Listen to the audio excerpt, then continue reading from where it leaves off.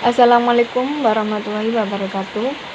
Kami dari kelompok kedua akan mempresentasikan mengenai PWS dan KIA yang beranggotakan saya Horinsa Francisca dan Hesti Dwi Yulianita.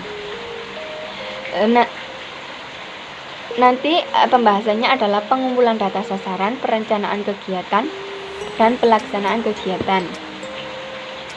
Pengumpulan data dan sasaran. Pengumpulan data dan pengelolaan data merupakan kegiatan pokok dari PWS KIA. Data yang dicatat per desa, kelurahan, dan kemudian dikumpulkan di tingkat puskesmas akan dilaporkan sesuai jenjang administrasi. Data yang diperlukan dalam PWS KIA adalah data sasaran dan data pelayanan.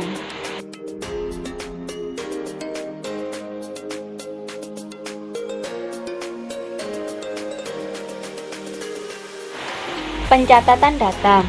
Data sasaran adalah data yang diperoleh sejak saat bidan memulai pekerjaan di desa atau kelurahan. Jadi bidannya sudah memperoleh data atau informasi sebelumnya. Kemudian, data pelayanan. Bidan di desa atau kelurahan mencatat semua detail pelayanan KIA di dalam kartu ibu kohort, kartu ibu bayi kohort, kartu anak balita, kohort KB, dan buku KIA. Jadi kita lanjut slide kelima, yaitu tentang pengelolaan data. Dan di pengelolaan data ini ada langkah-langkahnya, yaitu pembersihan data, validasi, dan pengelompokan. Di pembersihan data ini yaitu melihat kelengkapan dan kebenaran pengisian formulir yang tersedia. Validasi yaitu melihat kebenaran dan ketepatan data. Apakah data yang kita peroleh ini valid?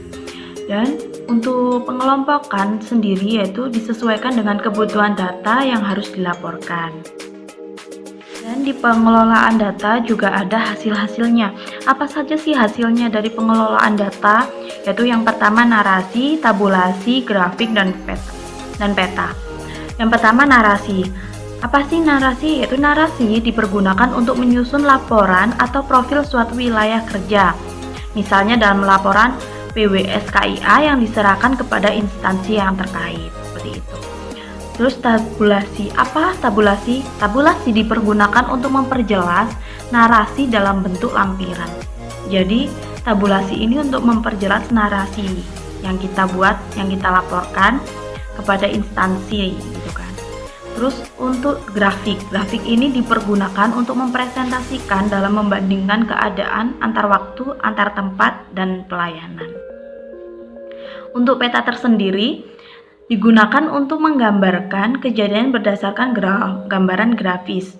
Puskesmas yang sudah menggunakan komputer untuk mengelola KIA, maka dari data kartu-kartu pelayanan bidan dan bidan desa atau bidan kelurahan dimasukkan ke dalam komputer sehingga proses pengelolaan data oleh bidan di desa dan bidan koordinator puskesmas akan terbantu lebih cepat. Kita lanjut, yang berikutnya itu perencanaan kegiatan. Perencanaan kegiatan ini yaitu keputusan yang harus dijabarkan dalam bentuk rencana operasional jangka pendek untuk dapat menyelesaikan masalah yang dihadapi sesuai dengan spesifikasi.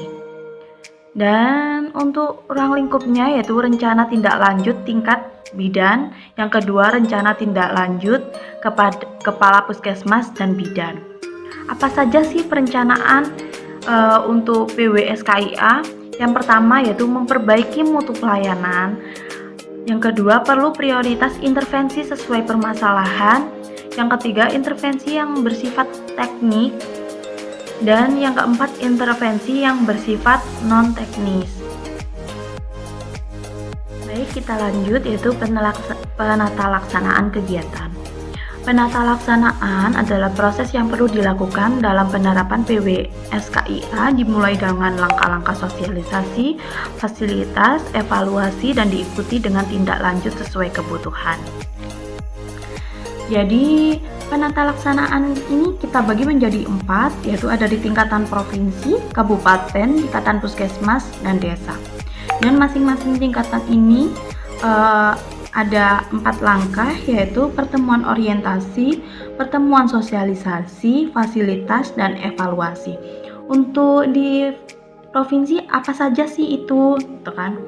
Jadi, untuk di provinsi, pertemuan orientasi, yaitu pertemuan ini merupakan pertemuan dengan tujuan menyampaikan persepsi mengenai PWS-KIA, menentukan kebijakan provinsi dalam penata laksanaan PWS-KIA, dan lain sebagainya. Untuk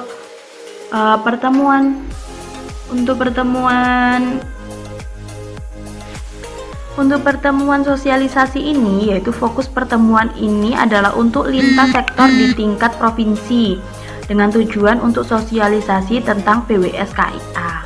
Dan untuk fasilitas tersendiri, kegiatan ini bertujuan untuk memberikan bantuan teknis berupa kunjungan ke lapangan atau pertemuan di kabupaten atau kota dan puskesmas. Untuk evaluasinya sendiri, yaitu kegiatan ini bertujuan untuk menilai kemajuan cakupan program KIA dan merencanakan kegiatan tindak lanjut. Dan untuk di tingkat kabupaten, pertemuan orientasi yaitu mempunyai tujuan menyamakan persepsi mengenai PWS, menentukan kebijakan provinsi dalam kegiatan PWS, dan lain sebagainya. Untuk pertemuan sosialisasi ini, yaitu fokus pertemuan untuk lintas sektor tingkat kabupaten yang bertujuan untuk sosialisasi tentang PWS-KIA dan lain sebagainya.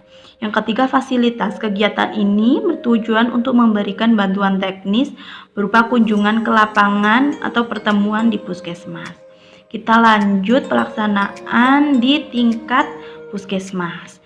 Di tingkat puskesmas ini ada pertemuan orientasi, yaitu pertemuan dengan tujuan menyamakan persepsi mengenai PWS-KIA sama seperti yang di provinsi dan di kabupaten ya.